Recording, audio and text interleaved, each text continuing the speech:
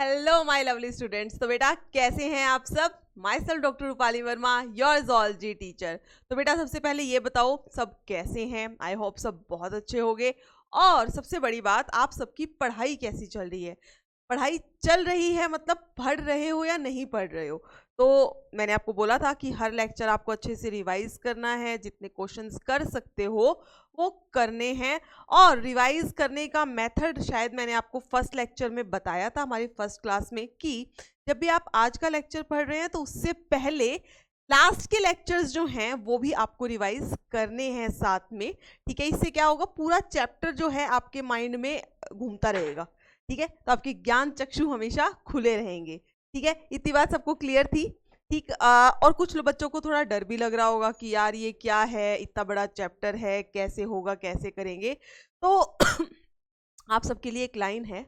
Line तो क्या है, मतलब ऐसा बोला जाता है कि कोई भी जंग जो है रणभूमि से पहले मन भूमि के अंदर जीती जाती है। ठीक है, अगर किसी ने मान लिया तो हार है, और अगर किसी ने ठान लिया तो जीत है। ठीक है, तो बस ठान लो कि हमें करना है, और क्यों नहीं होगा, जरूर होगा। ठीक, तो बेटा हमने लास्ट लेक्चर में हमने मेल रिप्रोडक्टिव सिस्टम जो है वो पूरा कंप्लीट कर लिया था। उससे रिलेटेड मैंने कुछ आपको होमवर्क दिया था, तो आई होप सबने कर लिया है। चलो हम देख लें, एक बार होमवर्क क्वेश्चन देख लेते हैं।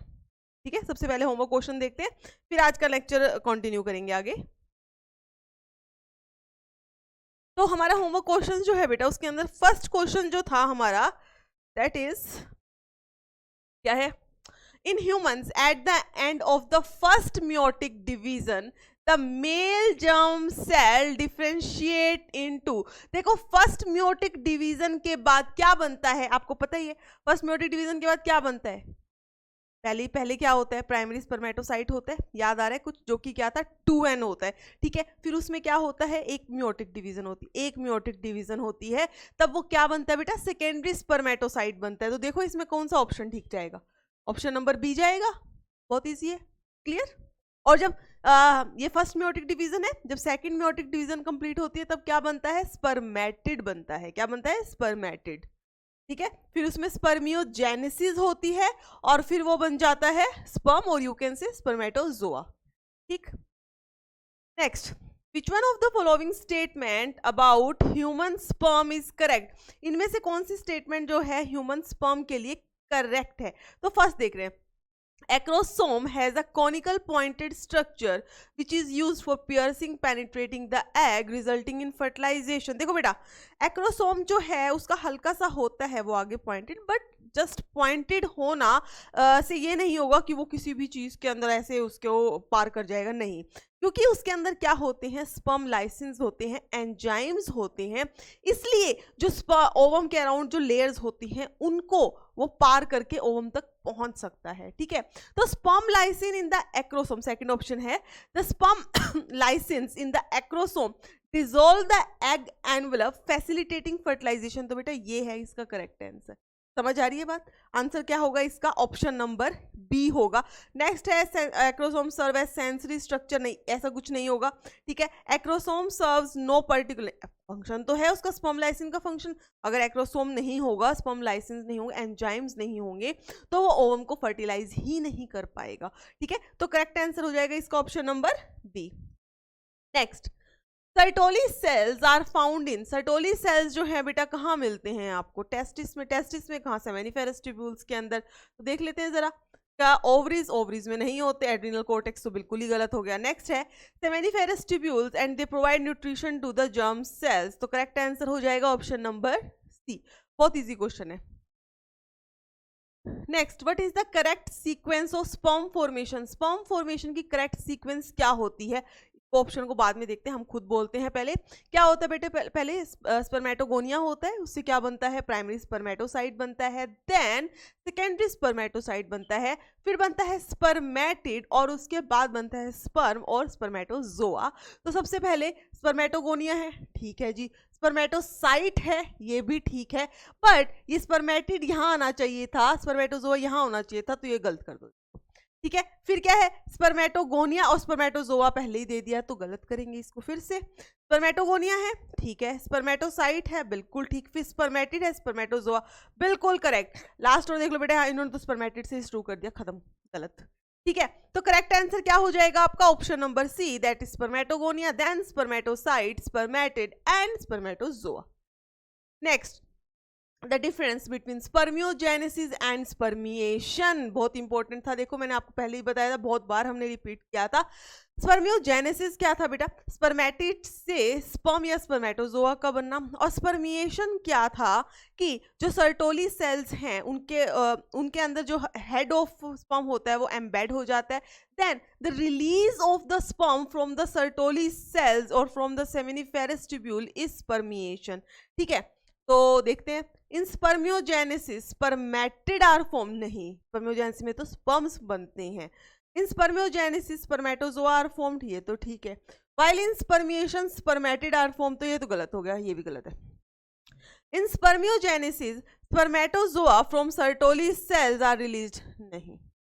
In spermiogenesis spermatozoa are formed, बिल्कुल ठीक है। While in spermiation spermatozoa are released from the Sertoli cell into the cavity of seminiferous tubule, बिल्कुल ठीक है बेटा। लाइन समझनी है, सर्टोली सेल के से निकल के वो जो कैविटी है सेमिनिफेरस ट्यूब्यूल की, वहां आ जाते हैं और वहां से फिर अपना पाथवे ले लेते हैं। क्लियर है, तो इसमें करेक्ट आंसर हो जाएगा आपका ऑप्शन नंबर डी। ठीक है, आई होप ये इतने ही 5 ही क्वेश्चन थे, है ना। हाँ चलो, तो ये आपका होमवर्क हो गया। आज जो हमारा रहेगा टॉपिक, ठीक है, आज जो हमारा टॉपिक है, आज हम स्टार्ट करेंगे फीमेल रिप्रोडक्टिव सिस्टम। ठीक है, तो उसके बारे में, फीमेल रिप्रोडक्टिव सिस्टम का उसका प्राइमरी सेक्स ऑर्गन देखेंगे, फिर उसकी सेकेंडरी सेक्स ऑर्गन्स देखेंगे। तो चलो स्टार्ट करते हैं। That is the female reproductive system.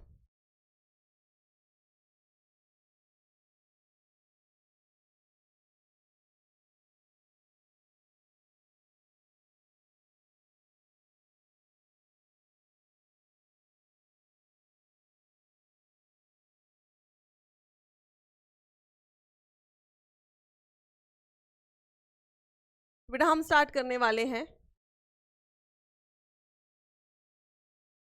Female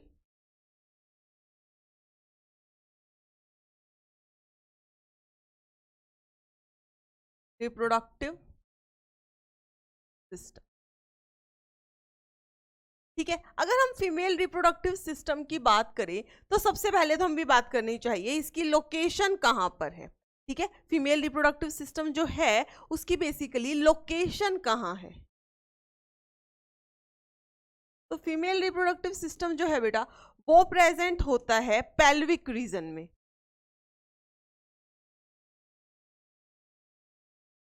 कहाँ प्रेजेंट है, पेल्विक रीजन में। पेल्विक रीजन आपको मैंने पहले भी बताया था कौन सा रीजन होता है, जो लोअर, ये एब्डोमन है, एब्डोमन का जो लोअर वाला पार्ट है that is the pelvic reason. तो फीमेल रिप्रोडक्टिव सिस्टम कहाँ पर प्रेजेंट है, इन द पेल्विक रीजन। इतनी बात क्लियर है। ठीक है, अब अगर हम फीमेल रिप्रोडक्टिव सिस्टम की बात करें तो इसके अंदर क्या क्या होता है, जैसे मेल के अंदर था primary sex organ and secondary sex organ, वैसे ही फीमेल में भी क्या होगा, primary sex organs and the secondary sex organ.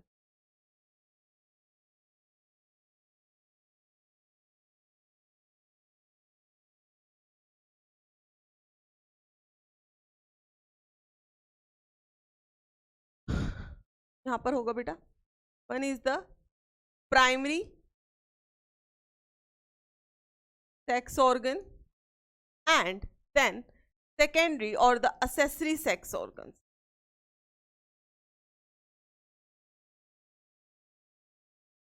Primary and the secondary sex organ. अगर हम प्राइमरी सेक्स ऑर्गन की यहाँ पर बात करें तो फीमेल्स के अंदर प्राइमरी सेक्स ऑर्गन होती हैं ओवरीज।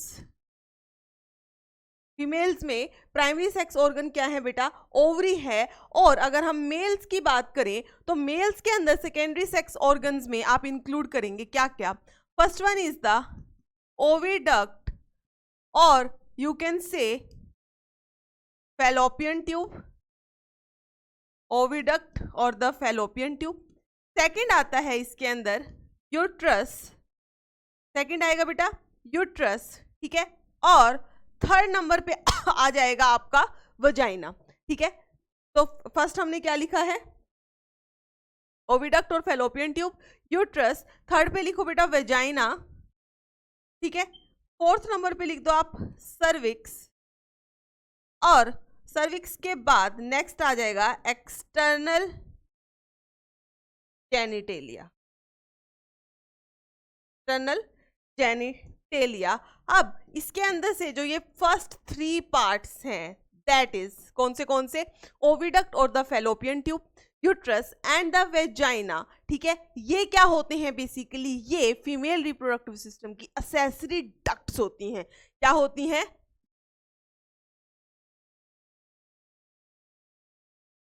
बिल्कुल बेटा, ये बिल्कुल ना बिल्कुल ही साफ लाइन आपके एनसीईआरटी में मेंशन की हुई है, क्या कि ओविडक्ट जिसे हम फेलोपियन ट्यूब भी कहते हैं, साथ में आप ले लो यूट्रस और साथ में ले लो वेजाइना, ये तीनों मिलकर जो है ये क्या है basically, they are the accessory ducts of the female reproductive system. Clear है इतनी बात। तो प्राइमरी सेक्स ऑर्गन में आ गया ओवरी, सेकेंडरी सेक्स ऑर्गन के अंदर आ गया ओविडक्ट और the fallopian tube, uterus, vagina, cervix and external genitalia, जो कि फीमेल्स के अंदर क्या होता है, वल्वा होता है। ठीक है, अब ये सारे स्ट्रक्चर ऐसे समझ तो आएंगे नहीं, तो इसका हम एक अच्छा सा डायग्राम बनाएंगे, फिर समझ आ जाएंगे। बट उससे पहले एक पॉइंट, उससे पहले आपको एक पॉइंट लिखना है कि ये फीमेल के primary sex organs, secondary sex organs, साथ में आप ले लो mammary glands, that is breast जो होती हैं, मेमरी ग्लैंड, ये सब एक दूसरे के साथ स्ट्रक्चरली और फंक्शनली, मतलब एक दूसरे स्ट्रक्चर आपको समझ आ गया, फंक्शन मतलब एक दूसरे की हेल्प करते हैं, तो स्ट्रक्चरली और फंक्शनली ये सब रिलेटेड होते हैं और हेल्प करते हैं किसमें, ओवम प्रोडक्शन के अंदर, फर्टिलाइजेशन के अंदर, इम्प्लांटेशन के अंदर, लैक्टेशन के अंदर, बेबी की केयर करने के अंदर। ठीक है, कौन कौन बेटा, ये primary sex organ, secondary sex organ and the mammary glands. इतनी बात याद रहेगी। तो हम ये लाइन लिख सकते हैं, इस लाइन को हम कैसे लिख देंगे, these parts along with the pair of the mammary glands, यहां लिख लेते हैं,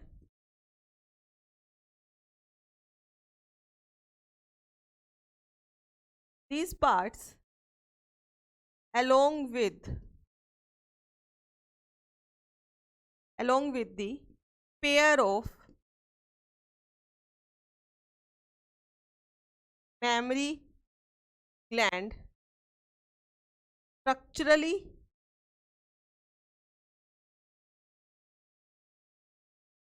and functionally, स्ट्रक्चरली और फंक्शनली जो है ये किस में हेल्प करते हैं, या दे सपोर्ट करते हैं, दे सपोर्ट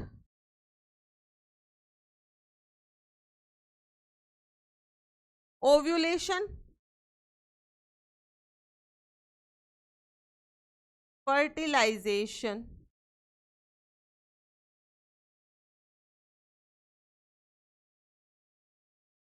इम्प्लांटेशन। ठीक है, ovulation, fertilisation, implantation, birth and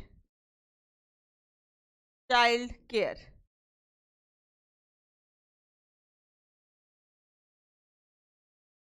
ठीक है बेटा, तो हमने क्या लिखा ये सारे पार्ट्स, साथ में आप ले लो मेमरी ग्लैंड को, तो ये सारे पार्ट्स जो हैं स्ट्रक्चरली और फंक्शनली एक दूसरे से रिलेटेड होते हैं। ठीक है, और हेल्प करते हैं, किस किस चीज़ में हेल्प करते हैं, ओव्यूलेशन मतलब कि ओवम को बनने के अंदर, उसको उसका आगे प्रोसीड होने के अंदर, फर्टिलाइजेशन के अंदर, अगर फर्टिलाइजेशन हो गई तो इम्प्लांटेशन के अंदर। ठीक है, उसके बाद क्या होगा, इम्प्लांटेशन के बाद क्या होगा बेटा, बेबी का बर्थ होगा। ठीक है, उसके अंदर भी हेल्प करते हैं। चाइल्ड केयर में कैसे हेल्प करेंगे, मेमरी ग्लैंड उनसे क्या है, जो बच्चा है उसको क्या करवाया जाता है, फीड करवाया जाता है। तो ये सब सिस्टम्स जो हैं, ये हर चीज़ जो है एक दूसरे से रिलेटेड है और ह्यूमन बॉडी को कहीं ना कहीं पे अफेक्ट करती है।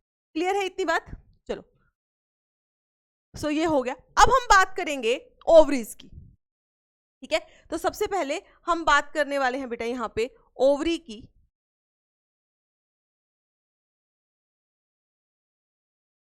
एक काम करते हैं, उससे पहले हम इसका डायग्राम बना लेते हैं ताकि आपको चीजें क्लियर हो जाएं।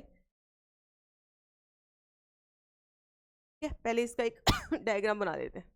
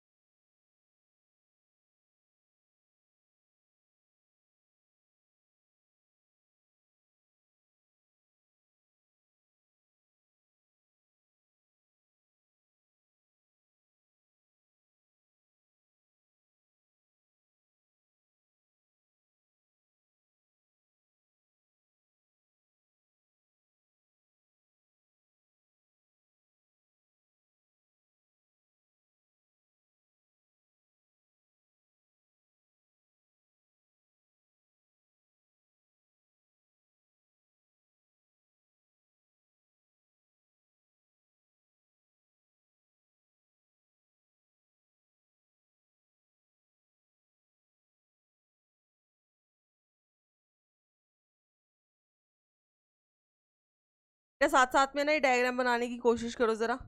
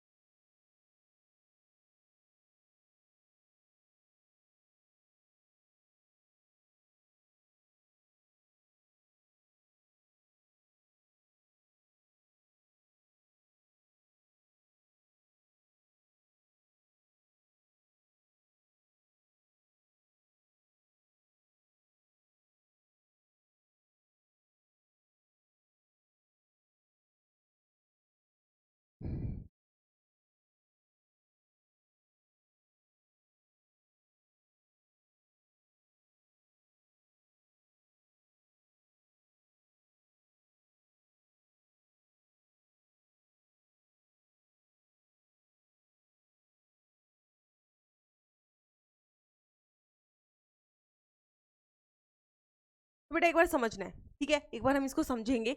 जब हम बनाते हैं फीमेल रिप्रोडक्टिव सिस्टम, फीमेल का पूरा रिप्रोडक्टिव सिस्टम हमने बनाया है, जिसमें जो फर्स्ट पार्ट है वो क्या होता है, प्राइमरी सेक्स ऑर्गन क्या होता है, ओवरीज होती हैं। प्राइमरी सेक्स ऑर्गन क्या होती हैं, ओवरी, जो कि कैसी होती है, आलमंड शेप जैसी होती है, बादाम के शेप जैसी होती है, ठीक है। तो यहाँ पे आपको जो पिंक कलर की दिख रही है, दीज आर द ओवरीज। तो दो हैं, मीन्स राइट और लेफ्ट साइड में है, तो ओवरीज हमेशा क्या होती हैं, पेयर में होती हैं, ठीक है। तो इस एक बार हम यहाँ पे लिख देते हैं। सो ये क्या है, दिस इज ओवरी, ठीक है, ये क्या है बेटा, ओवरी है। और अब एक बात समझो, क्या ओवरी जो है ऐसे ही हवा में लटकी हुई होगी, क्या ओवरी ऐसे हवा में लटकी हुई होगी, नहीं लटकी है, ठीक है। इसका मतलब क्या है, ओवरी जो है यूट्रस से और ऊपर की तरफ और नीचे की तरफ क्या होगी, बेसिकली ऊपर की तरफ क्या होगी, पेल्विक वॉल, जो एब्डोमिनल वॉल है वो, ठीक है। तो ओवरी जो है वो इस यूट्रस से भी अटैच होती है और पेल्विक वॉल से भी अटैच होती है। किसके थ्रू अटैच होती है, लिगामेंट्स के थ्रू। किसके थ्रू अटैच होती है, लिगामेंट्स के थ्रू। ये लिगामेंट्स जो है बेसिकली क्या करते हैं, ओवरी को उसकी पोजीशन पर हेल्ड करके रखते हैं या उसको उसकी पोजीशन पर टिका के रखते हैं। अरे चलो, मैम को क्वेश्चन याद आ गया। अब हम हमारे बच्चे जो हैं क्वेश्चंस का आंसर करेंगे।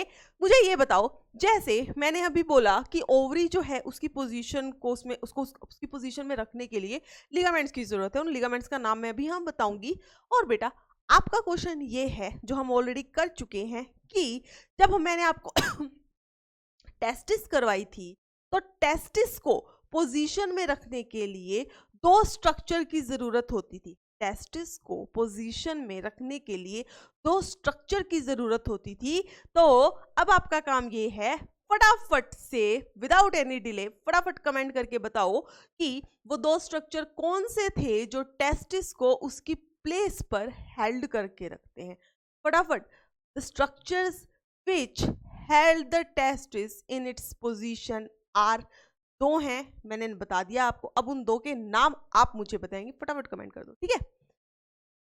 हाँ, तो मैं क्या बता रही थी, ओवरी, ठीक है। अब ओवरी को हेल्ड करने के लिए क्या चाहिए होगा बेटा, लिगामेंट्स चाहिए होगा, ठीक है। तो एक तो लिगामेंट है, एक लिगामेंट जो है वो अटैच करता है ओवरी को यूट्रस वॉल से, ये वाला, ठीक है। This ligaments attach the ovary to the uterus wall, ठीक है। एक मैं ऐसे ही अब 3D तो है नहीं, तो तुम समझो बाहर की साइड है, कुछ ऐसे, ठीक है, कुछ ऐसे होगा। सो ये वाला जो लिगामेंट है बेटा, इसको हम बोलते हैं, this is the ovarian ligament.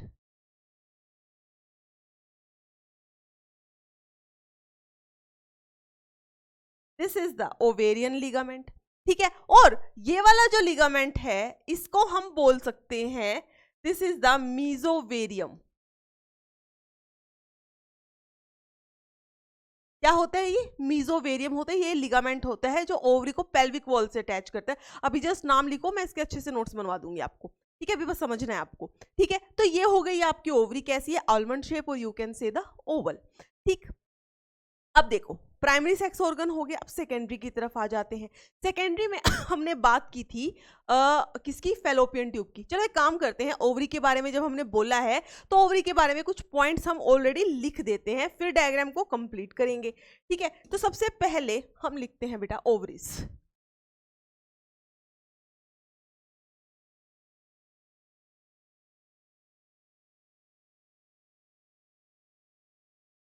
ठीक है, तो अगर हम ओवरी की बात करें तो ओवरी क्या होता है, ovary is primary sex organ. एक तो ओवरी क्या है बेटा, प्राइमरी सेक्स ऑर्गन है। ऊपर से सेकंड बात क्या होगी कि ये कैसा है, मतलब इसको आप कह सकते हो it is a paired structure.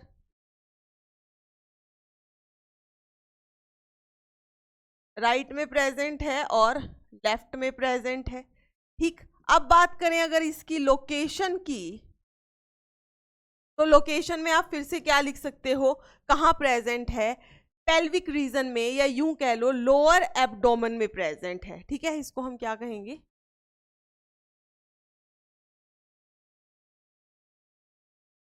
कहाँ प्रेजेंट है, लोअर एब्डोमेन में प्रेजेंट है। ठीक है, लेंथ,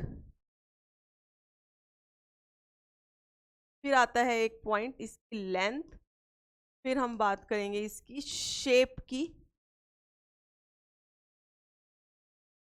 लेंथ की बात करें बेटा, इसकी लंबाई कितनी है, 2 to 4 सेंटीमीटर है। शेप कैसी है, आलमंड शेप। आलमंड पता है सबको, बादाम, उस शेप की है। सो इट्स की लेंथ जो है दैट इज 2 to 4 सेंटीमीटर, और शेप कैसी है इसकी, आलमंड शेप है। ठीक, अब शेप हो गया, अब इसकी फंक्शन की बात कर लेते हैं।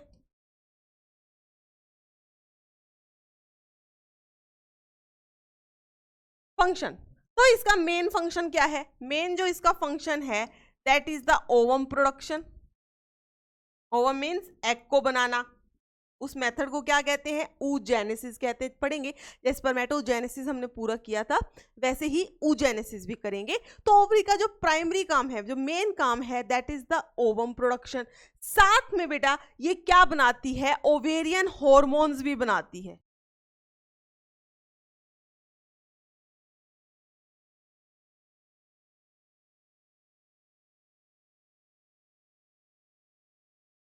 Formation of ovarian hormones. ठीक है, ओवेरियन हॉर्मोन्स बेसिकली क्या होते हैं, स्टेरॉयड नेचर के। अब कहो मैम कि लिखा क्यों नहीं, लिखेंगे बेटा क्योंकि यहाँ पर आप 2-3 हार्मोन होते हैं तो आपको समझ नहीं आएगा। जैसे प्रोजेस्टेरोन भी है, एस्ट्रोजन भी है। ठीक है, ये सब हार्मोन बनाती हैं, उसको हम बाद में लिखेंगे। अभी आप याद रखिए कि ओवरी से जो है ओवेरियन हॉर्मोन्स भी बनते हैं, और उन हॉर्मोन्स का नेचर कैसा होता है, they are the steroid hormones. कैसे हॉर्मोन्स होते हैं, they are the steroid hormone. तो हार्मोन का फंक्शन क्या हुआ, हार्मोन का ओवरी का फंक्शन क्या हुआ, ओवरी का फंक्शन हुआ ओवम, दैट इज एग को बनाना, साथ में हॉर्मोन्स को रिलीज करना। इसलिए हमने ओवरी और टेस्टिस को क्या बोला था, मिक्स्ड ग्लैंड बोला था। क्लियर है इतनी बात। ठीक है, तो फंक्शन हो गया।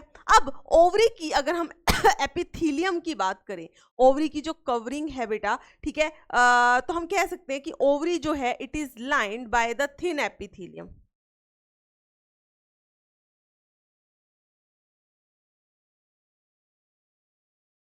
यहीं पे लिख देते हैं सेकंड पॉइंट।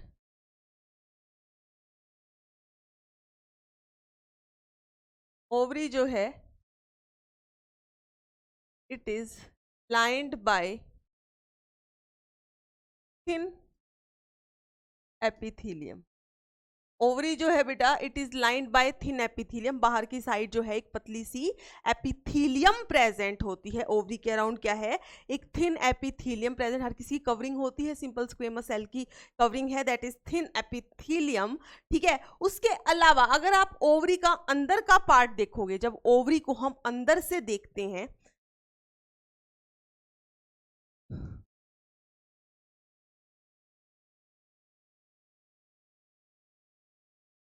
ये कुछ ऐसी थी बेटा, आलमंड शेप ओवरी थी। ठीक है, तो जब हम ओवरी को अंदर से देखते हैं तो हमें यहाँ पे 2 पार्ट्स दिखाई देते हैं। ठीक है, ओवरी को जब हम अंदर से देखते हैं तो यहाँ पर हमें 2 पार्ट्स दिखाई देते हैं। एक तो ये अंदर वाला पार्ट, ठीक है, और एक ये बाहर वाला पार्ट।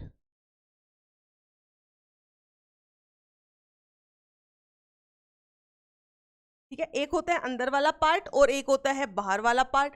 बाहर वाला पार्ट जो है यहाँ पर आपको दिखते हैं बहुत सारे फॉलिकल्स, ठीक है, बाहर वाला जो पार्ट है वहां आपको फॉलिकल दिखते हैं। अब इनके नाम लिखते हैं बेटा, ठीक है। अगर हम बाहर पेरीफ्री, जो बाहर की साइड जो पार्ट है उसकी बात करें तो उसको बोलेंगे ओवेरियन कोर्टेक्स, ठीक है। तो बाहर वाला ओवरी का जब हम स्ट्रोमा देखते हैं, ओवरी का स्ट्रोमा मतलब ओवरी के अंदर जो प्रेजेंट है उस स्ट्रोमा को देखते हैं, तो ओवरी के स्ट्रोमा जो है उसको हम दो पार्ट में डिवाइड कर सकते हैं। एक तो बाहर वाला जो व्हाइट कलर से डिनोटेड, जिसमें ग्रीन कलर के मैंने सर्कल्स बना दिए हैं, that is the ovarian cortex. और अंदर क्या होगा, ओवरी का medulla, that is ovarian medulla.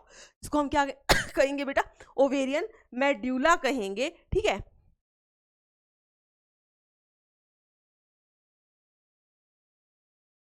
तो ये क्या है, पेरीफ्री जो है वहां पर क्या है, ओवेरियन कॉर्टेक्स, ठीक है। और जो ये अंदर वाला पार्ट है मीन्स मिडल या सेंटर कह लो, पेरीफ्री, और सेंटर में जो है क्या प्रेजेंट है, ओवेरियन मेड्यूला, ओवेरियन मेड्यूला, ठीक है। तो पेरीफ्री वाले पार्ट को हम क्या कहते हैं, ओवेरियन कोर्टेक्स कहते हैं। और जो अंदर जो रेड कलर का मैंने बनाया है उसको क्या कहते हैं, ओवेरियन मेडुला कहते हैं। जो बेटा कोर्टेक्स होता है यहाँ पर आपको दिखते हैं फॉलिकल्स। फॉलिकल्स जो है वो डिफरेंट स्टेजेस में होते हैं, बहुत सारे हम फॉलिकल्स की बात करेंगे, like primordial, primary, secondary, tertiary, Graafian follicle, बहुत सारे फॉलिकल्स दिखते हैं। और जो ये बीच वाला पार्ट है जिसको मेडुला कहा जा रहा है, वहां आपको मिलते हैं न्यूरोवेस्क्यूलर बंडल। यहाँ क्या मिलता है, न्यूरोवेस्क्यूलर बंडल मीन्स यहाँ पे नर्व्स भी हैं, लिम्फ वेसल्स हैं, ब्लड वेसल्स हैं, सब प्रेजेंट होता है यहाँ पर, ठीक है। तो बीच वाला पार्ट जो है वो क्या बताता है, न्यूरोवेस्क्यूलर बंडल। और जो कॉर्टेक्स है वहां पर प्रेजेंट होती हैं डिफरेंट फॉलिकल्स, ठीक है। तो यहां पर आपको क्या मिलेंगे, ओवेरियन कॉर्टेक्स में लिख दो बेटा, यहां मिलती हैं ओवेरियन फॉलिकल्स, और मेड्यूला में क्या प्रेजेंट है, neurovascular bundle, that is blood vessels, nerves,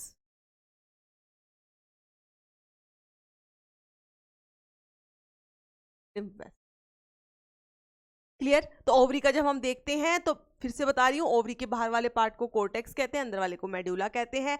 cortex में आपको डिफरेंट ओवेरियन फॉलिकल्स दिखेंगे। मैम फॉलिकल क्या होती है, ज़्यादा दिमाग नहीं लगाना है, बहुत अच्छे से हम आगे करेंगे, अभी समझ लो। ओवेरियन फॉलिकल होती है और अंदर वाला पार्ट है वहां पर ब्लड वेसल, लिम्फ वेसल, ये सब प्रेजेंट होता है, जिसको हम कलेक्टिवली कह देते हैं न्यूरोवेस्क्यूलर बंडल।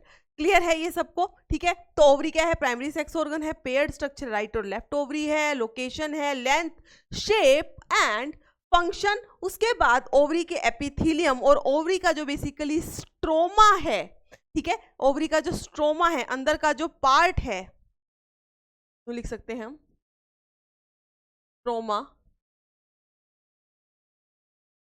पेरिफ्री और सेंटर में अलग अलग उनको नाम दिया गया है क्योंकि अलग अलग उनके फंक्शन है, अलग अलग चीज वहां पर प्रेजेंट है। आई होप ये सबको क्लियर होगा, ठीक है।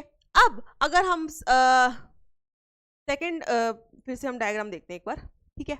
अब देखो बेटा, ओवरी हो गई, ओवरी का अब हमने कर लिया अंदर का पार्ट कैसा होता है। अब जो ओवरी है वो कनेक्टेड किससे होती है, वो कनेक्टेड होती है फैलोपियन ट्यूब से। ओवरी जो है, ये जो दिख रही है आपको ये अजीब सा स्ट्रक्चर जो लाइन पाइप सी बना दी है मैंने, this is fallopian tube. Ovary जो है वो किससे कनेक्टेड है बेटा, फैलोपियन ट्यूब से कनेक्टेड है, ठीक है। या यूं कह लो कनेक्टेड, उसके साथ एक रिलेशन आती है, बट हमने लिगामेंट्स नहीं लिखे, लिगामेंट्स लिख लो, यहाँ लिखो बेटा, ovary is connected to uterine wall and pelvic wall, connected to uterine and pelvic wall with the help of ligaments, with the help of ligaments. और उन लिगामेंट्स के नाम क्या है? उन लिगामेंट्स के नाम है जो यूट्राइन वॉल से कनेक्ट करता है, उसको हम बोलते हैं ओवेरियन लिगामेंट। ठीक है, और जो पेल्विक वॉल से ओवरी को कनेक्ट कराता है उसको हम बोलते हैं मीजोवेरियम। मीजोवेरियम। बेसिकली ये जो लिगामेंट्स हैं, दे held the ovary in position, held the ovary in position. ये क्या करते हैं? ओवरी को पोजीशन में रखने का काम करते हैं। So they held the ovary in position. इतनी बात क्लियर है बेटा? सेकंड पार्ट जो अब हमारा आएगा, दैट इज फैलोपियन ट्यूब्स।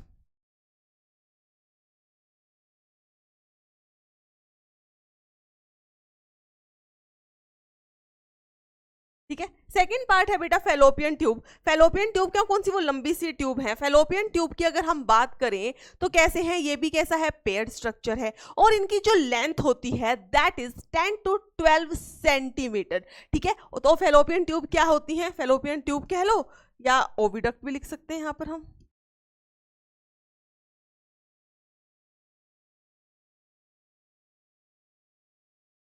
तो ये क्या होते हैं? They are also the paired structure.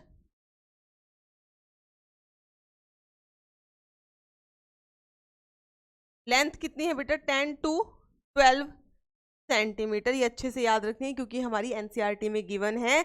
Length कितनी है? 10 to 12 सेंटीमीटर। अब अगर इनकी पोजीशन की बात करें तो हम कह सकते हैं कि they extend from the ovary till the uterus. ठीक है, so they extend from the periphery of the ovary to uterus, ये भी कह सकते हैं हम। ठीक है, तो हम क्या लिखेंगे?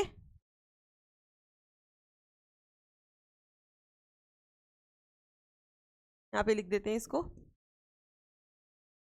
एक्सटेंड्स फ्रॉम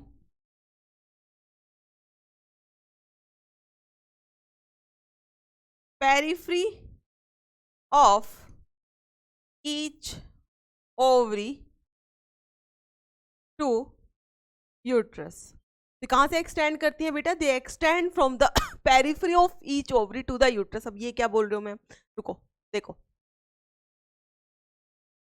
ये वाला जो आपको ऑरेंज कलर की ट्यूब्स दिखाई दे रही है बेटा, ये है फैलोपियन ट्यूब। ये क्या है? Fallopian tube. अब अगर आप इस फैलोपियन ट्यूब को देखो तो ये कहां से बनती है? ये यहां से स्टार्ट हो रही है, ऐसे जा रही है, और कहां एंड हो रही है? ये वाला जो पार्ट है ना, दिस इज यूट्रस। ये क्या है? यूट्रस है।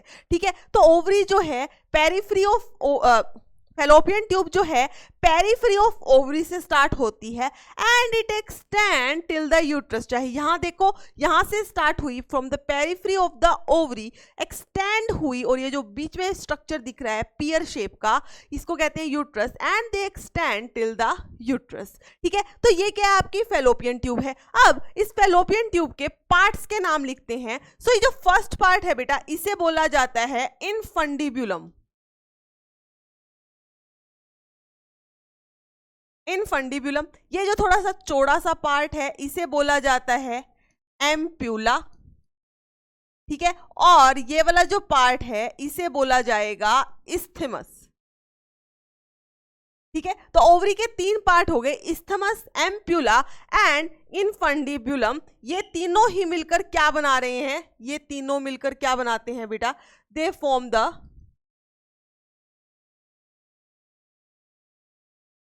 Fallopian tube.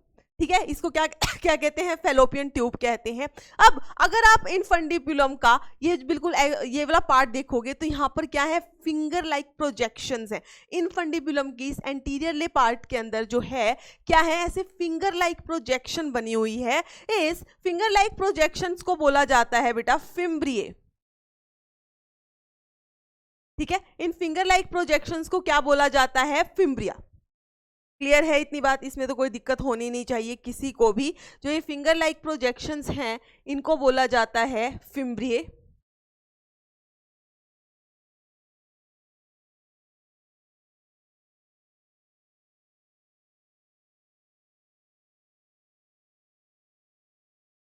Finger like projections को बोला जाता है फिम्ब्रिये। इतनी बात है, अब हम लिख लेते हैं इसके बारे में, फैलोपियन ट्यूब के बारे में, ठीक है। ये पॉइंट्स हम लिख चुके हैं। अब फैलोपियन ट्यूब जो है इसके 3 पार्ट्स की बात भी कर लेते हैं साथ में।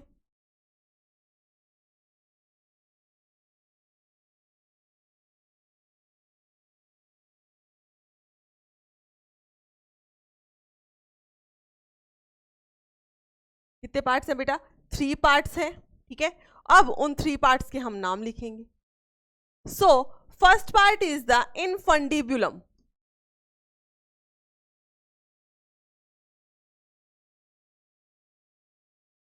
फर्स्ट पार्ट का क्या नाम होता है? इनफंडिबुलम होता है, ठीक है। ये पार्ट जो है ये किसके क्लोजर है? ये बिल्कुल कहां पे क्लोजर था? ओवरी के क्लोजर था, ठीक है। This part is closer to the ovary, ठीक है। इसका जो एंटीरियर पार्ट है वहां पर क्या प्रेजेंट है? फिंगर लाइक स्ट्रक्चर प्रेजेंट है, जिसका नाम क्या होता है? फिम्ब्रिये। जिसका नाम क्या होता है बेटा? फिम्ब्रिये। देखो इसका नाम क्या है? फिम्ब्रिये। अब ये ऐसे क्यों है? भाई इनफंडिबुलम जो है ये ऐसे फिंगर लाइक सा स्ट्रक्चर क्यों बन गया? देखो ओवरी का काम क्या है? ओवम को बनाना, मतलब कि एग को बनाना। ओवरी का काम क्या है? एग बनाना। अब जब ओवरी एग बना देती है तो ये एग को रिलीज करती है। क्या करती है? एग को रिलीज करती है। जब ओवरी एग को रिलीज करती है इस प्रोसेस को बोला जाता है ओव्यूलेशन। क्या हो गया बेटा? ओव्यूलेशन। जैसे ही ओव्यूलेशन होता है मींस ओवरी रिलीज होती है तो ये जो फिम्ब्रिये हैं, ये जो फैलोपियन ट्यूब के फिम्ब्रिये हैं, ये यहां से ओवरी है, इसको ऐसे कैच कर लेते हैं, ठीक है। क्या कर लेते हैं? कैच कर लेते हैं और फिर ओवम जो है वो ट्रेवल करता है इस फैलोपियन ट्यूब के अंदर, ठीक है। तो इस फिम्ब्रिये का काम क्या है? To catch the ovum during ovulation. Ovum को कैच करना कब? ओव्यूलेशन के टाइम पे। क्लियर है इतनी बात? चलो, तो इनफंडिबुलम के बारे में हम क्या लिख सकते हैं? It is the part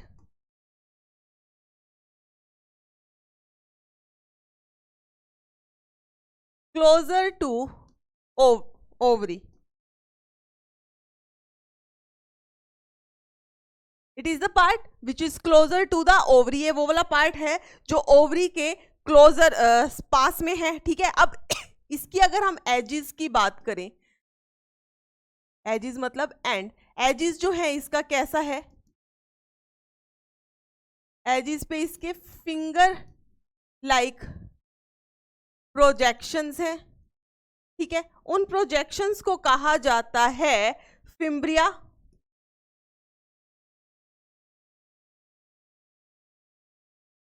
in projections को क्या कहा जाता है बेटा? फिम्ब्रिये कहा जाता है। और इन फिम्ब्रिये का काम क्या होता है? To catch the ovum during the ovulation, ठीक है। तो फिम्ब्रिये का जो काम है वो क्या है? तो आप लिख सकते हो it help in collection of ovum after ovulation। कोई दिक्कत नहीं है इसके अंदर।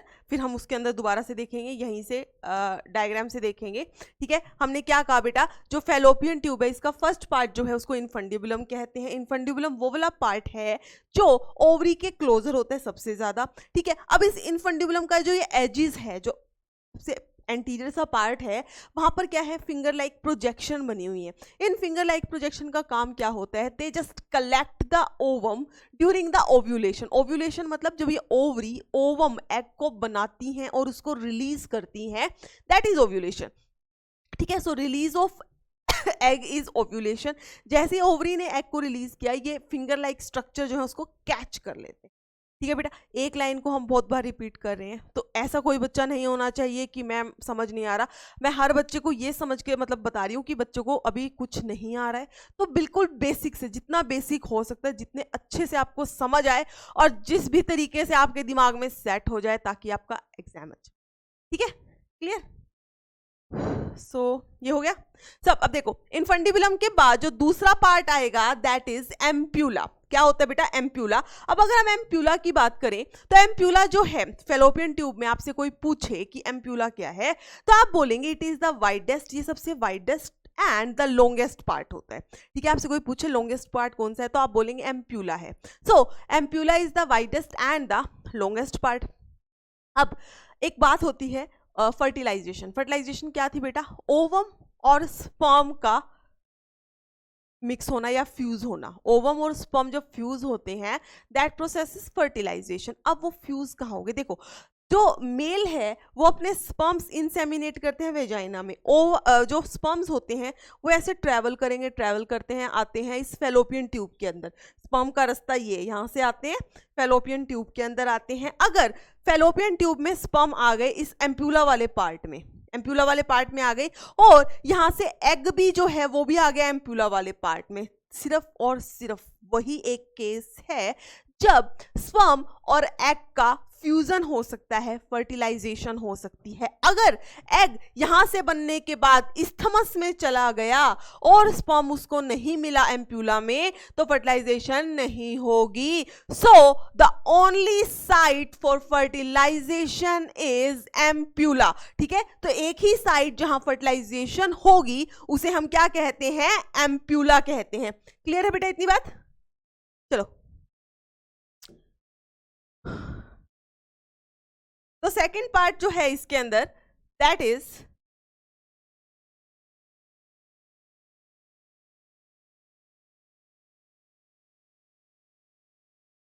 Second part is ampulla. Second part कौन सा है? Second part is ampulla. अब मैंने आपको बताया था क्या होता है। It is the widest and longest part of fallopian tube। ये क्या है? वाइडेस्ट एंड लॉन्गेस्ट पार्ट है फेलोपियन ट्यूब का, and it is the site of the fertilisation. और ये क्या है? It is the site of fertilisation, that is the fusion of the egg and the sperm. Ampulla के बारे में एक और पॉइंट लिख लो, वेरी वेरी इंपॉर्टेंट।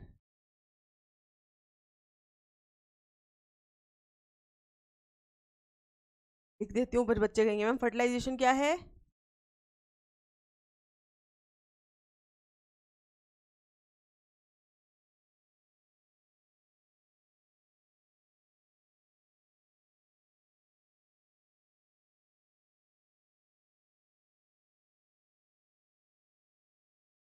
इस पे PYQ आया हुआ है बेटा, ध्यान रख लेना इसको जरा। उसके बाद थर्ड पार्ट जो है that is isthmus.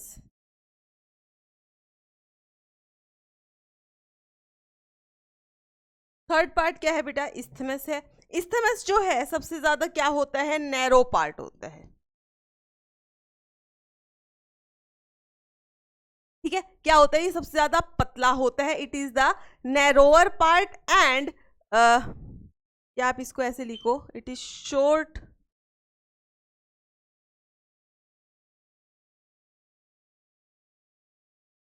It is the short and the narrow part. ये क्या होता है? It is the short and the narrow part. और इस्थमस जो है अल्टीमेटली किससे ज्वाइन हो जाता है? जाकर यूट्रस के साथ। ठीक है, इस्थमस जो है वो किससे ज्वाइन होता है? यूट्रस के साथ। देखो देखो, ये वाला पार्ट, ये जो लाइन आ रही है, ये पतली सी ट्यूब आ रही है, ये अल्टीमेटली किससे ज्वाइन हो गया? इस ग्रीन कलर के स्ट्रक्चर से, दैट इज द यूट्रस। सो हम इसमें क्या लिख सकते हैं? Short narrow joins the uterus। और एक और पॉइंट लिख दो बेटा, it is the last part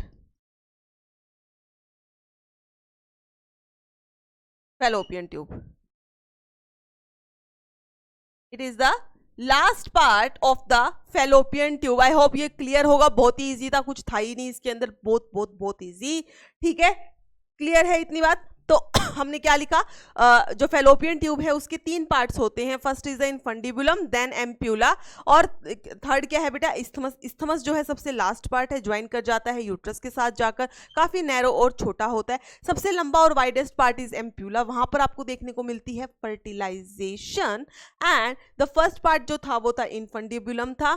ठीक है, इनफंडिबुलम की जो एजेस होती हैं दे आर फिंगर लाइक, ताकि ओव्यूलेशन के टाइम पे वो ओवा को कलेक्ट कर सके, उसको पकड़ सके। क्लियर है इतनी बात? ठीक है, तो हम कहां पहुंच गए? हमने क्या किया? ओवरी की, फिर हमने क्या की, फेलोपियन ट्यूब की। अब फेलोपियन ट्यूब किस में ओपन हुई है बेटा, यूट्रस के अंदर। किसके अंदर ओपन हुई है, यूट्रस के अंदर, ठीक है। तो यूट्रस के पार्ट लिख देते हैं। ये वाला जो पार्ट है इसको बोलते हैं यूटेराइन फंडस। इस पार्ट को बोलते हैं fundus. This is the body of the uterus. ये क्या है, बॉडी है यूट्रस की। अगर आप यूट्रस की शेप देखो, एक तो पहली बात तो सिंगल होती है, ठीक है, कैसी है, सिंगल है। अगर आप यूट्रस की शेप की बात करें तो ये कैसी होती है, इन्वर्टेड पियर। पियर पता है आपको, फ्रूट जो होता है, ठीक है, उस पियर को अगर आप उल्टा रख दे तो वैसी इसकी शेप है। So uterus is of inverted pear shape. Uterus की शेप कैसी है बेटा, इन्वर्टेड पियर शेप है, ठीक है। क्लियर है इतनी बात। चलो तो थर्ड पार्ट हो जाएगा हमारा।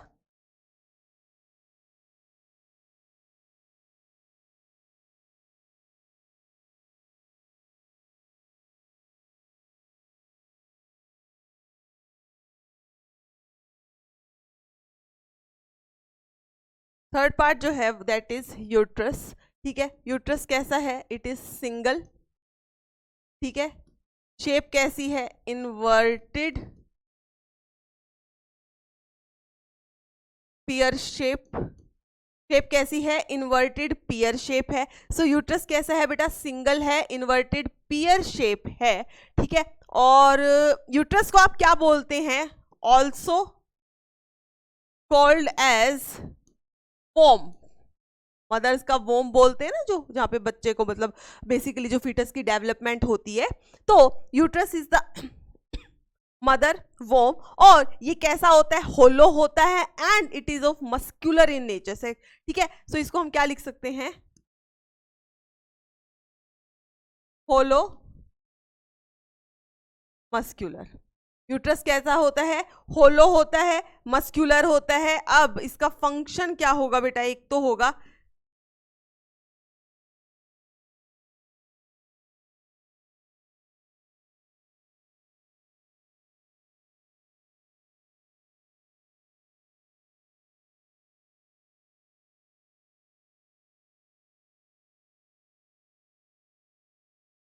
इम्प्लांटेशन टेक्स प्लेस है। देखो हमने क्या कहा, एम्प्यूला के अंदर होती है फर्टिलाइजेशन, हो गई फर्टिलाइजेशन। उसके बाद उसमें क्या होती है, जो एक सेल बनता है, जो जाइगोट बनता है, उसमें डिवीजन होती है बेटा, ठीक है। डिवीजन होते होते वो फेलोपियन ट्यूब से होते हुए कहाँ जाता है, यूट्रस के अंदर आ जाता है, ठीक है। यूट्रस में आता है तो वो क्या हो जाता है, 8 to 16 सेल स्टेज बनती है, जिसको मोर्यूला कहते हैं। वो मोर्यूला बेसिकली उससे क्या बनना है, फीटस ही बनना है ना। तो वो जाकर जो है कहाँ पर अटैच हो, ऐसे तो है नहीं यूट्रस के अंदर घूमता रहेगा, ऐसे तो नहीं होता, एक पर्टिकुलर अटैचमेंट होगी। तो वो जो फीटस है आपका, जो डेवलपिंग फीटस है, जो डेवलपिंग एम्ब्रियो है बेसिकली, वो जाकर कहाँ पर अटैच हो जाता है, यूट्रस के अंदर। तो यूट्रस जो है इम्प्लांटेशन साइट है। यूट्रस क्या है बेटा, इम्प्लांटेशन साइट है। उसके बाद यूट्रस के अंदर ही, यूट्रस की जब हम लाइनिंग की बात करेंगे, मेम्ब्रेन्स की बात करेंगे, ठीक है, तो सबसे अंदर की वो जो लाइनिंग होती है उसे कहते हैं एंडोमेट्रियम। क्या कहते हैं, एंडोमेट्रियम। जो during menstrual cycle in female वो क्या होती है, शेड ऑफ होती है। क्लियर है इतनी बात, ठीक है। तो फर्स्ट पॉइंट हमने लिख दिया, सिंगल है, इन्वर्टेड पियर शेप है, इसको वोम भी कहते हैं, होलो है, मस्कुलर है, यहाँ पर इम्प्लांटेशन होती है, ठीक है। और यूट्रस भी ऑफ कोर्स सिंपल सी बात है, ऐसे खाली तो घूम तो रही नहीं होगी, तो ये भी क्या है, पेल्विक वॉल से अटैच होती है with the help of the ligaments.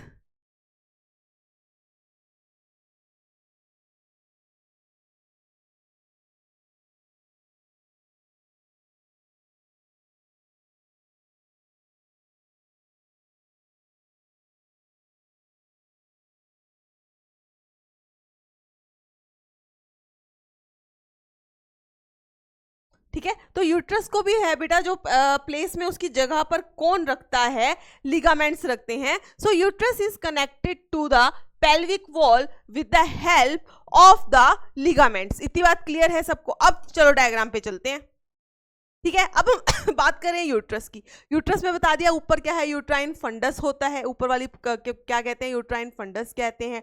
ठीक है, नीचे क्या है, मेन यूट्रस की बॉडी है। ठीक है, अब हम यूट्रस की वॉल्स की बात करते हैं कि बाहर जो इसकी मेम्ब्रेन्स हैं उनका नाम क्या है, उनके फंक्शन क्या है, वो बनी किससे हैं। ठीक, तो सबसे बाहर, जो सबसे बाहर वाली मेम्ब्रेन है बेटा, उसको बोला जाता है पेरीमेट्रियम।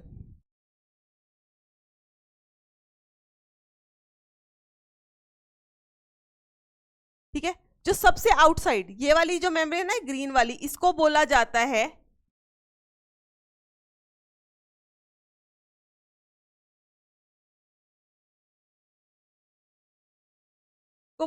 बेटा पेरीमेट्रियम। ठीक है, फिर उसके बाद जो ये बीच वाली लेयर है इसे बोला जाता है मायोमेट्रियम।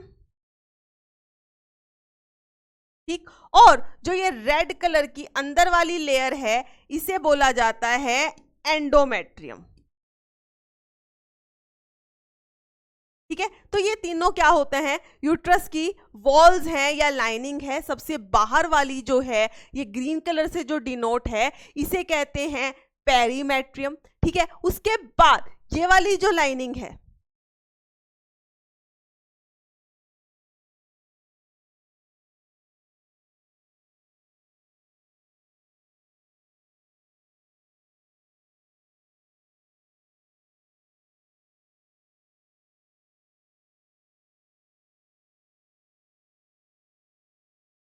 ठीक है बेटा, उसके बाद जो मैंने ऑरेंज कलर में कर दिए इसे बोला जाता है मायोमेट्रियम, मतलब बीच वाली लाइन। ठीक है, और जो सबसे अंदर रेड कलर की है दैट इज एंडोमेट्रियम, उसे क्या कहते हैं हम, एंडोमेट्रियम कहते हैं। इतनी बात क्लियर है। चलो अब नीचे वाले पार्ट्स भी एक बार हम डिनोट कर देते हैं। ठीक है, तो जो सबसे ये नीचे वाला पार्ट है, जो सबसे ये ऐसे ट्यूब लाइक स्ट्रक्चर बन गया है, पहले इस पार्ट को हम कहते हैं सर्विक्स। इसको हम क्या कहते हैं बेटा, सर्विक्स। और ये जो बीच में कैनाल बनी है इसे बोलते हैं सर्वाइकल कैनाल। और ये ओपन अल्टीमेटली किस में होती हैं, दिस इज वजाइना। तो क्या कहते हैं, वजाइना कहते हैं। अब अगर आप इस सर्विक्स वाले पोर्शन को देखो, ये ट्यूब लाइक जो स्ट्रक्चर है, ये जो सर्विक्स वाला पोर्शन है बेटा, इस सर्विक्स वाले पोर्शन में ऊपर ये जो सर्विक्स है, ऊपर की तरफ क्या है यूट्रस, नीचे की तरफ क्या है इसके वेजाइना। तो सर्विक्स जो है ऊपर की तरफ जब कनेक्ट करती है तो इस ओपनिंग को बोला जाता है इंटरनल ओस। ठीक है, और ये जो बाहर वाली है इसे बोला जाता है एक्सटर्नल ओस। इसे क्या बोला जाता है, एक्सटर्नल ओस बोला जाता है। क्लियर है इतनी बात। चलो पहले इसको हम बाद में डिस्कस करते हैं, अभी हम यूट्रस पे ही फोकस करेंगे। तो यूट्रस क्या था, कैसा था, इन्वर्टेड पियर शेप था। अभी हम इसकी मेम्ब्रेन्स की बात करें, इसकी वॉल की बात करें, तो सबसे आउटर मोस्ट जो लाइनिंग है उसे बोला जाता है पेरीमेट्रियम। जो ग्रीन कलर से डिनोटेड है इट इज पेरीमेट्रियम, जो ऑरेंज कलर की है इट इज मायोमेट्रियम, और जो इनर मोस्ट जो रेड कलर से डिनोट की गई है दैट इज एंडोमेट्रियम।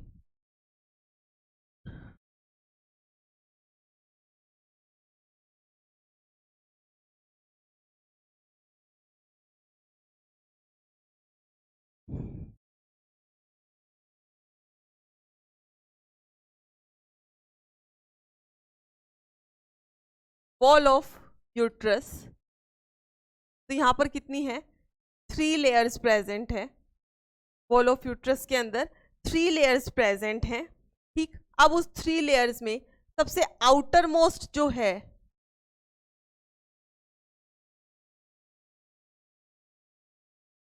उसे कहते हैं हम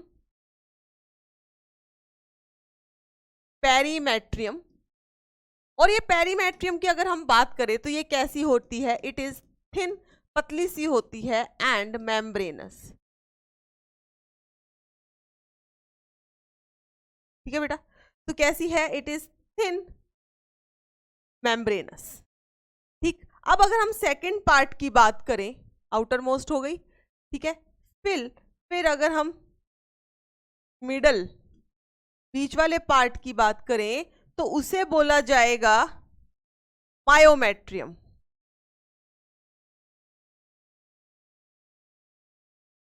उसे बोला जाता है बेटा मायोमेट्रियम। और ये जो मायोमेट्रियम है ये किसकी बनी होती है? It is made up of smooth muscles.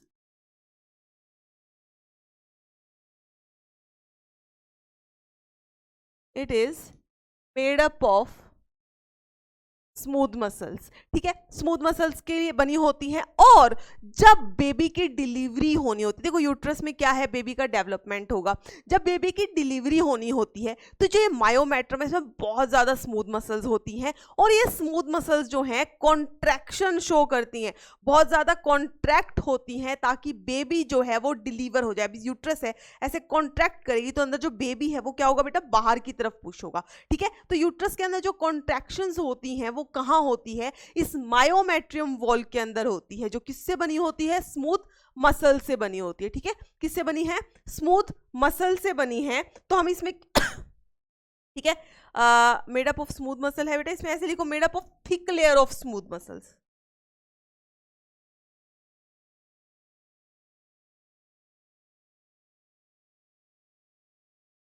काफी थिक होती है ना, बहुत सारी होती है।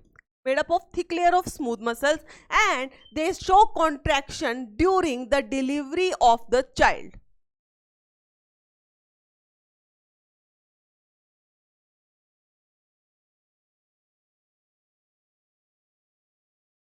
During child birth लिख दो चाहे। तो दे show contraction during child birth. Child birth के टाइम पे जो है काफी विग्रस कॉन्ट्रैक्शन जो है दे शो करती हैं। क्लियर है इतनी बात? ठीक है, ये हो गया। उसके बाद थर्ड,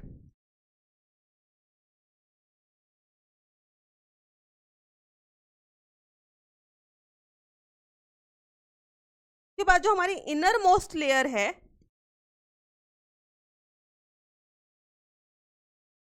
इनर मोस्ट लेयर जो है बेटा उसे बोला जाता है एंडोमेट्रियम। ठीक है, एंडोमेट्रियम की अगर हम बात करें तो इसको हम कहते हैं it is the glandular layer.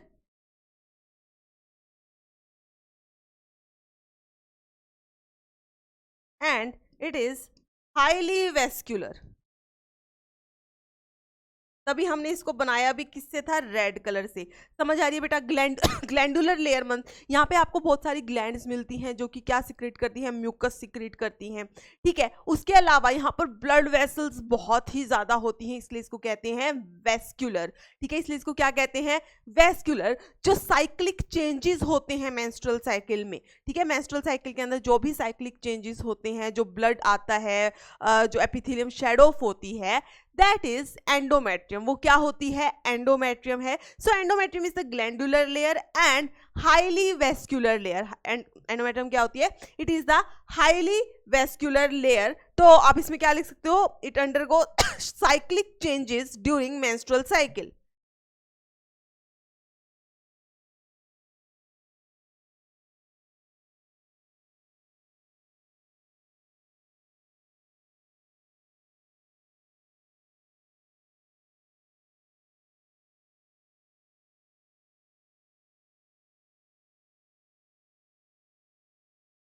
Means shed off. जो भी साइक्लिक चेंजेस देखने को मिलते हैं, जो ब्लड आता है मेंस्ट्रुअल साइकिल में, वो सब क्यों आता है? बिकॉज जो ये एंडोमेट्रियम है इट इज शेड ऑफ, इसकी जो लेयर है वो बाहर निकल जाती है विद द मेंस्ट्रुअल ब्लड। ठीक है, क्लियर है बात बेटा? क्लियर है इतनी बात? ठीक है, सो हमने क्या किया, जो वॉल होती है यूट्रस की वो 3 लेयर्स की बनी होती है। सबसे बाहर वाली लेयर को क्या बोला जाता है? बोलो साथ साथ में। बाहर वाली लेयर को बोला जाता है perimetrium which is thin and membranes. ठीक है, जो मिडल वाली लेयर है उसे बोला जाता है मायोमेट्रियम। एम से याद रखेंगे हम मसल, तो यहाँ प्रेजेंट होती हैं स्मूथ मसल्स।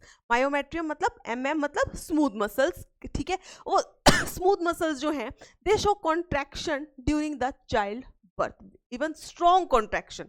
ठीक है। उसके बाद जो लास्ट लेयर है, जो सबसे इनर मोस्ट है, दैट इज एंडोमेट्रियम। काफी ज्यादा ग्लैंडुलर है, मतलब वहां पे ग्लैंड्स प्रेजेंट हैं जो म्यूकस वगैरह सिक्रीट करती हैं। साथ में इट इज हाईली वेस्कुलराइज्ड। ये कैसी होती है? इट इज हाईली वेस्कुलराइज्ड, ठीक है।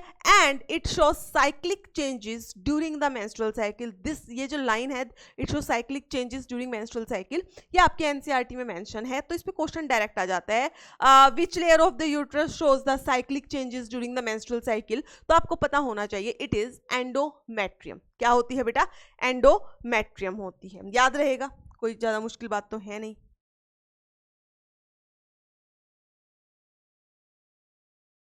क्लियर है? ठीक है बेटा, इतनी बात क्लियर है।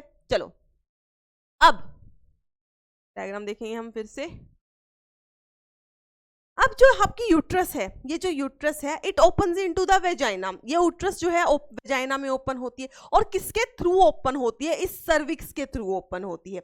Uterus opens into vagina through the cervix. Clear? So uterus कहां ओपन होती है? वेजाइना में, थ्रू सर्विक्स। लिखेंगे बेटा यहां पर, uterus opens into vagina to cervix। Uterus जो है it opens into the vagina through the cervix. किसके थ्रू बेटा? सर्विक्स के थ्रू, ठीक है। और ये जो सर्विक्स होती है, इसके अंदर प्रेजेंट होती है बीच में एक कैविटी, जिसे बोला जाता है सर्वाइकल कैनाल। जिसे क्या बोला जाता है? सर्वाइकल कैनाल बोला जाता है, ठीक है। सो यहां पर हम लिख सकते हैं, सर्विक्स के क्या होता है? हैज कैविटी, जिसे बोला जाता है सर्वाइकल कैनाल। जिसे क्या बोला जाता है? सर्वाइकल कैनाल बोला जाता है। इवन ये सर्वाइकल कैनाल और वेजाइना दोनों ही मिलकर क्या बनाते हैं? बर्थ कैनाल बोलते हैं। वेजाइना और सर्वाइकल कैनाल जो है, इन दोनों को अगर हम एक साथ कहें तो इसे हम बर्थ कैनाल कहते हैं, क्योंकि यहां से चाइल्ड को पुश किया जाता है। चाइल्ड जो है उसकी बाहर की तरफ एग्जिट होता है। कैसे? रुक जाओ, ये देखो, ठीक है। तो ये क्या है बेटा? ये वाला जो पोर्शन है ना, ये वाला, इसको कहते हैं सर्वाइकल कैनाल, ठीक है। ये जो नीचे वाला है वेजाइना है। तो चाइल्ड होगा यहाँ पे, यहाँ से पुश होके इस वाली यहाँ से निकलेगा। तो सर्वाइकल कैनाल और वेजाइना को एक साथ में क्या बोला जाता है? एक साथ में इनको बोला जाता है बर्थ कैनाल। तो अगर आपसे कोई पूछे कि बर्थ कैनाल जो है किसके मिलने से बनती है, तो आप क्या बोलोगे बेटा? सर्वाइकल कैनाल और वेजाइना जो है ये मिलकर क्या बनाते हैं? बर्थ कैनाल बनाते हैं, ठीक है।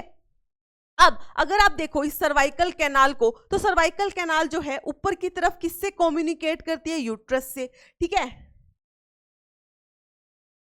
और नीचे की तरफ किससे कम्युनिकेट कर रही है? वेजाइना से। और वहां पर दोनों की तरफ आप यूं लिख सकते हैं, अपर्चर, ओपनिंग्स प्रेजेंट हैं, ठीक है। तो सर्वाइकल कैनाल यूट्रस के साथ कम्युनिकेट करती है विद द हेल्प ऑफ, ये ब्लू कलर का जो मैंने स्ट्रक्चर बनाया है इसे बोलते हैं थ्रू इंटरनल ओस। And this cervical canal communicate with the vagina with the help of external ओस। किसकी हेल्प से? एक्सटर्नल ओस की हेल्प से। इतनी बात क्लियर है बेटा? इतना आप लिख सकते हैं, कोई बड़ी बात तो है नहीं है, ठीक है।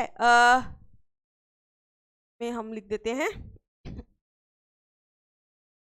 लिख देते हैं हम इसको, यहां पर लिख देते हैं सर्विक्स, ठीक। यहां लिखेंगे बेटा हम यूट्रस, ठीक है। और नीचे लिख देते हैं वजाइना।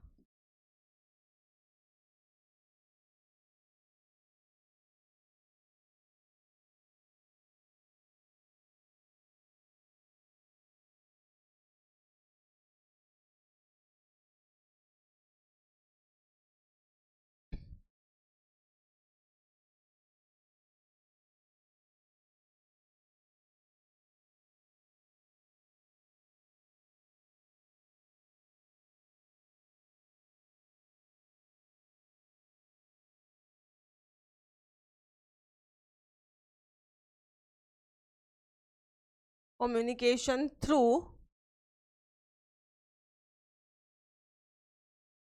इंटरनल ओस और यहाँ प्रेजेंट होती है क्या, एक्सटर्नल ओस।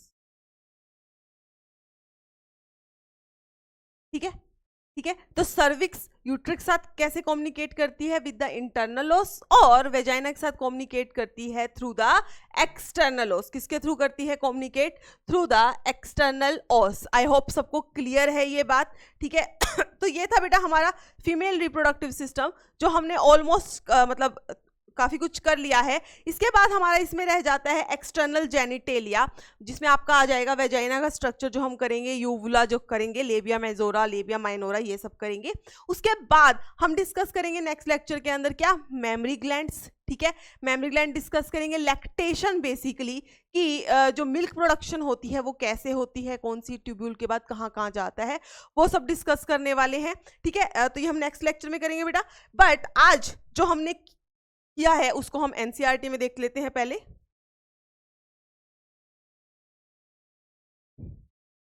जब आप लेक्चर देखते हो तो अपनी साथ में एनसीईआरटी ओपन करके बैठा करो, साथ में अपने नोट्स बनाया करो। ठीक है, ताकि एनसीईआरटी आप साथ साथ में देखते रहोगे ना कि हाँ मैम ने ये लाइन बताई है, इसका मतलब ये है, तो आपको इजी हो जाएगा उसको दोबारा पढ़ने में।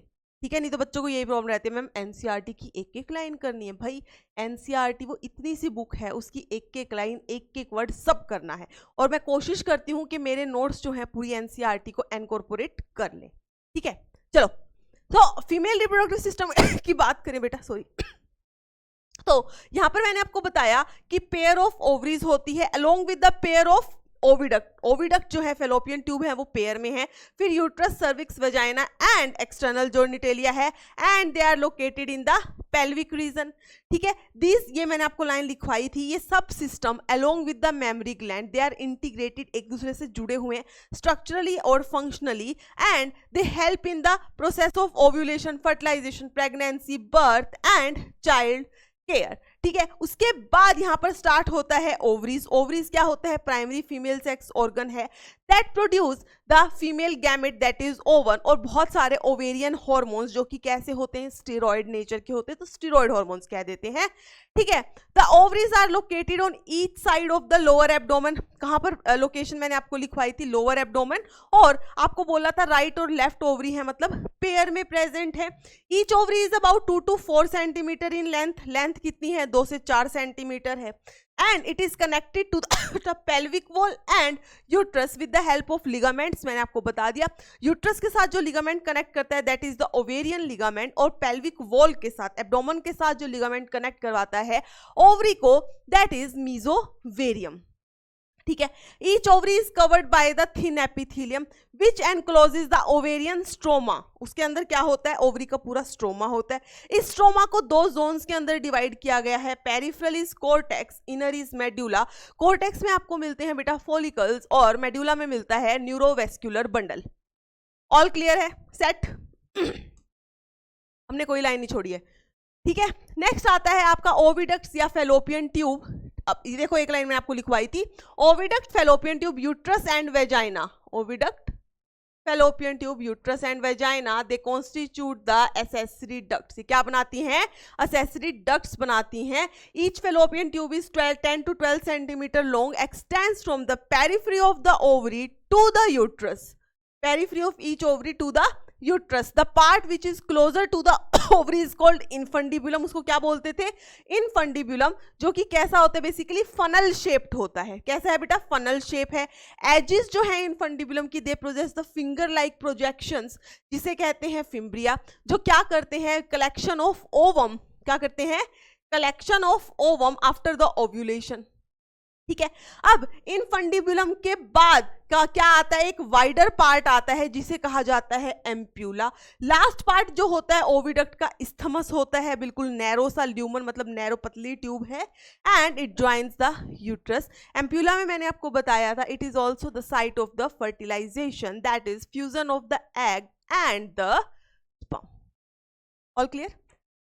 फिर आता है बेटा यूट्रस। यूट्रस इज सिंगल, मैंने आपको लिखवाया यूट्रस कैसा है, सिंगल होता है, इसको वोम भी कहते हैं। शेप जो है इन्वर्टेड पियर जैसी है। It is supported by the ligaments attach to the pelvic wall. Pelvic wall से लिगामेंट्स के साथ जो है यूट्रस अटैच रहती है।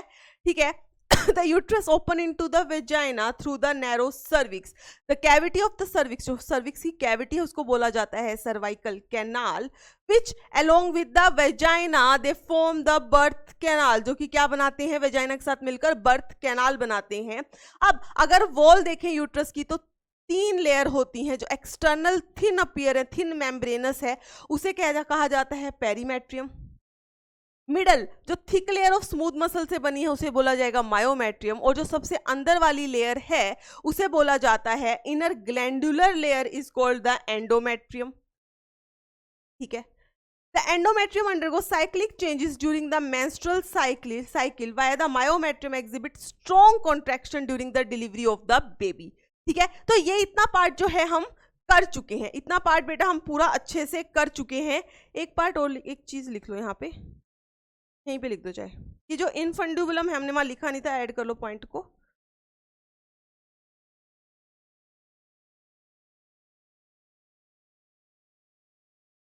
It is funnel shaped. कैसी शेप है इसकी, फनल शेप है. ठीक है. क्लियर है इतनी बात. ठीक है. तो ये था बेटा आज का हमारा लेक्चर. ठीक है. आज के लेक्चर के अंदर हमने क्वेश्चंस नहीं किए हैं क्योंकि इस पे कुछ ज़्यादा ऐसे क्वेश्चन नहीं बनते. जब हम इसको पूरा कर लेंगे with mammary gland and the external genitalia, तब नेक्स्ट लेक्चर में आपको इसमें क्वेश्चंस करवाने वाली हूँ. तब तक के लिए बहुत अच्छे से पढ़ते रहिए. और जो मैंने आपसे एक क्वेश्चन पूछा है कि testis are held in place with the help of which structures, उसका आंसर फटाफट से कमेंट बॉक्स में आ जाना चाहिए. रही बात कमेंट्स देखने की, तो मैं बहुत सारे बच्चों के सबके मैं कोशिश करती हूँ कि कमेंट्स देख लूँ. और जो डाउट्स होते हैं, लाइक एक डाउट था बेटा किसी ने पूछा था शायद कि मैम सीमेन जो होता है वो तो क्या कर जाता है, कोएगुलेट कर जाता है. तो मतलब कैसे, ऐसा कुछ था जहाँ तक मुझे ध्यान आ रहा है. तो मैंने आपको बताया था कि जो सेमाइनल वेसिकल होती हैं उसके अंदर प्रेजेंट है बेटा क्लोटिंग प्रोटीन, जिसकी हेल्प से सीमन क्लोट करता है. बट जो आपका प्रोस्टेट ग्लैंड होता है वो रिलीज करता है फिब्रिनोलाइसिन. क्या रिलीज करता है, फिब्रिनोलाइसिन.